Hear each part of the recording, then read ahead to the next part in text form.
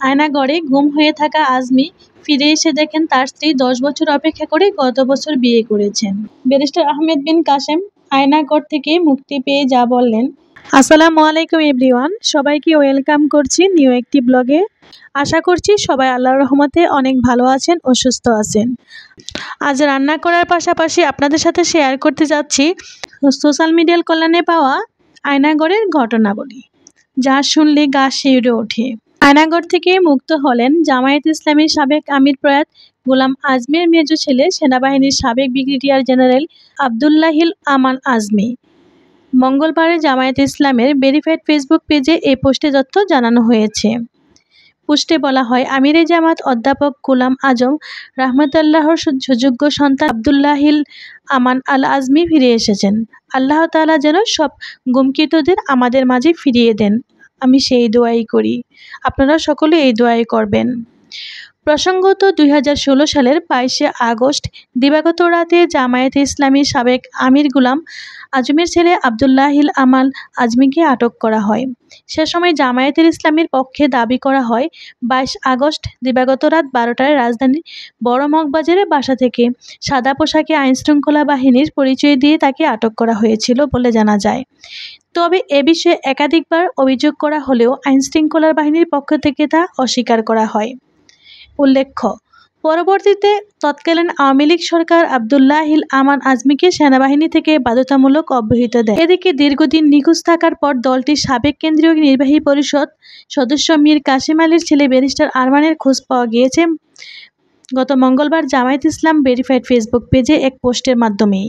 এই ঘটনাটি বাংলাদেশের অধিকাংশ মানুষই হয়তোবা জানেন, আমার চেয়ে আরও ভালো জানেন। আমার কথার মধ্যে জানার মধ্যে কোনো ভুল ত্রুটি থাকলে প্লিজ সংশোধন করে দিবেন। আয়নাঘর থেকে মুক্তি পেয়ে আরও বলেন, ঘুমে থাকতে 3 বেলায় খুব বাজে দুর্গন্ধযুক্ত বাটিতে পচা খাবার দেওয়া হতো। মনে হতো কেউ মাখিয়ে আমাকে দিয়েছে। প্রথমে খেতে পারতাম না, পরে বাধ্য হয়ে দেখলাম যে রোজা রাখলে দুপুরের খাবারের বদলে ছোলা বুট দেওয়া হতো। মাঝে মাঝে সাথে একটা পেঁয়াজি বা অন্য কিছু থাকে, আর সকালের খাবারের বদলে রাতে 2টা রুটি দেয়। তাই আগেই বলে রাখতে হয়। আমি কি করলাম, লাগাতার রোজা রাখার চেষ্টা করতাম। একে একে সোয়াব, তার সাথে 3 বেলা 3 রকমের খাবার, আর এই দুর্গন্ধযুক্ত বাটি থেকে কিছুটা মুক্তি পেতাম। ইফতার করতাম আর রাতে সেহরের জন্য দেয়া রুটি খেয়ে নিতাম। মাঝে মাঝে রুটি এত বাজে পড়তো, মনে হতো যেন কেমিক্যাল মিশিয়ে দিয়েছে। এরপর এমন হয়েছে যে সেহরের জন্য ভাত তরকারি পচা মাছ দিলেও আমি সেটা খেয়ে নিতে পারতাম। সেটা বাদ দিয়েও মাছের মাথার একটা কাঁটা দিয়ে একটা বিবংশ তরকারি দিত, তাও রাতে 2 বার। আয়নাঘরে গুম হয়ে থাকা আজমি ফিরে এসে দেখেন তার স্ত্রী 10 বছর অপেক্ষা করে গত বছর বিয়ে করেছেন। কোনো খোঁজ নেই, যোগাযোগ নেই, বেঁচে আছে কিনা এ দুনিয়াতে সে সবকিছুই ছিল অজানা। এরপর টানা 10টা বছর স্বামীর জন্য অপেক্ষা করার পর অন্যত্র বিয়ে করে ফেললেন জেনারেল আজমির স্ত্রী।